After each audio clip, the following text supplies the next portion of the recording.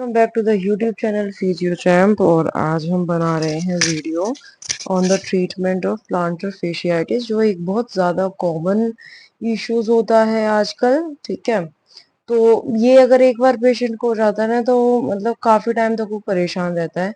तो आज हम इसका एक प्रॉपर प्रोटोकॉल देखेंगे, बिकॉज हमें पता होना चाहिए कि इसके बाद अगर ये ट्रीटमेंट फॉलो नहीं हो रहा तो इसके नेक्स्ट हमें कहाँ पर जाना है, कि क्या करना है इसके बाद। तो यहाँ पर इनिशियल ट्रीटमेंट जो होगा, आपके पास पेशेंट आया या नहीं आया उससे पहले वो क्या कर सकता है कि over the counter non steroidal anti inflammatory वो मेडिसिन ले सकता है। ओवर द काउंटर मतलब होता है कि उसके लिए प्रिस्क्रिप्शन की जरूरत नहीं है, पेशेंट खुद जा सकता है और अपने आप ले सकता है, मेडिकल वाले उसको इजीली दे देंगे। ठीक है, प्रिस्क्रिप्शन बेस्ड ज्यादा वो नहीं होती। तो यहाँ पर सबसे पहले ट्राई करी जाएगी एनएसीएड्स को ट्राई करेंगे कि इन्फ्लेमेशन कम हो जाए, बिकॉज प्लांटर फेशियाइटिस भी एक तरीके की इन्फ्लामेटरी ही डिजीज होती है। ठीक है, और इसके वीक एविडेंसेस हैं कि ये जो है ओवर द काउंटर एनएसीड्स वर्क करती हो।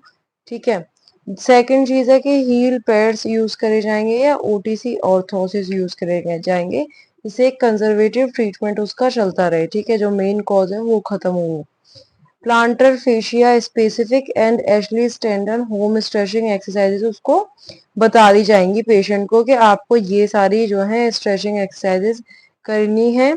ओके, और नाइट को स्प्लिंटिंग, जो स्प्लिंट्स आप यूज कर रहे हो उसको नाइट में लगा करके रखना है। ओके, तो ये तो हो गया इनिशियल ट्रीटमेंट, कि इसको करके देखो फिर बताना पेन कम होता है या नहीं होता।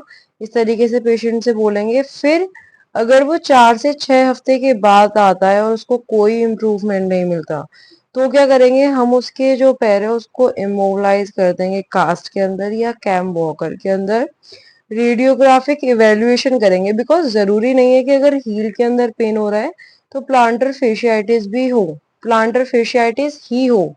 ठीक है, आपने कुछ स्पेशल टेस्ट करे उसके बाद भी अगर मिस डायग्नोस हो गया, तो उसके लिए हम रेडियोग्राफिक इवेल्युएशन करेंगे कि कहीं स्ट्रेस फ्रैक्चर या कोई और पैथोलॉजी तो नहीं है, वरना ये पेन खत्म हो जाना चाहिए था इस स्पेसिफिक ट्रीटमेंट के बाद। इसका मतलब है कुछ और गड़बड़ है।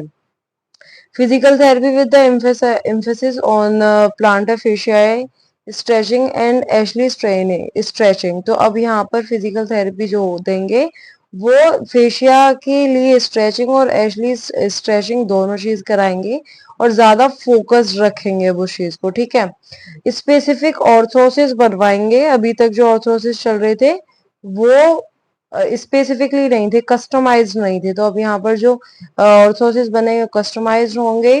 प्रिस्क्रिप्शन एनएसीएड्स लेंगे। अभी तक आपने ओटीसी एनएसीएड्स लिए थे, अब यहाँ पर स्पेसिफिक प्रिस्क्रिप्शन वाले एनएसीएड्स लेंगे। कॉर्टिकोस्टेरॉइड इंजेक्शंस लेंगे at the plantar fascia origin.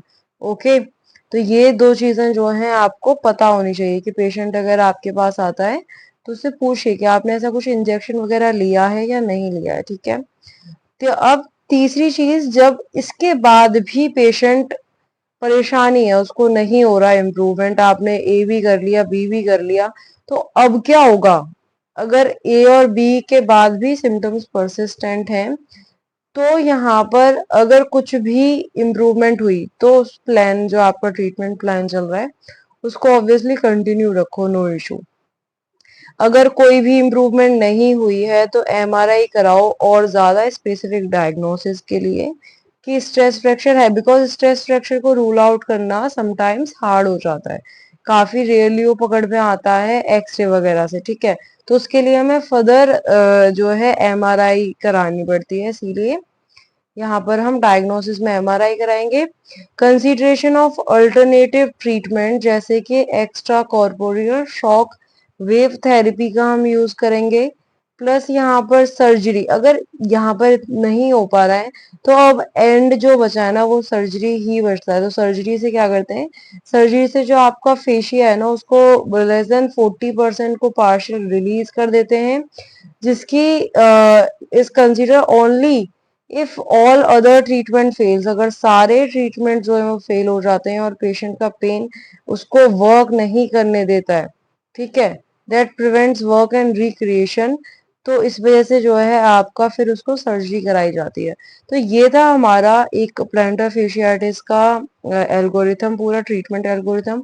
I hope आपको समझ में आया होगा क्या करना है क्या नहीं करना है। Okay, thank you so much and like and subscribe my channel for more such videos.